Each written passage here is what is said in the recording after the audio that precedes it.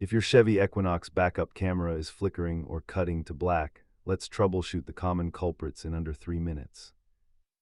Statistically, 80% of these signal issues stem from damaged wiring harnesses located in the liftgate hinge area.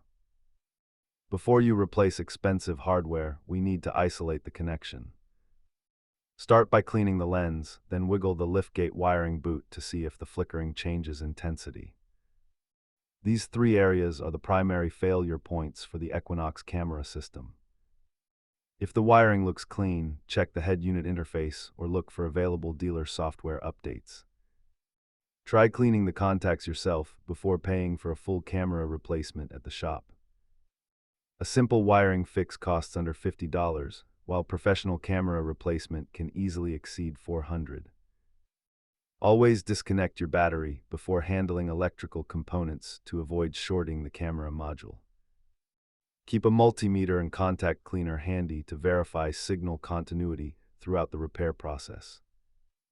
Remember, intermittent issues are almost always electrical rather than a failure of the camera hardware itself. If this guide helped you clear up your camera feed, subscribe for more Chevy troubleshooting tips.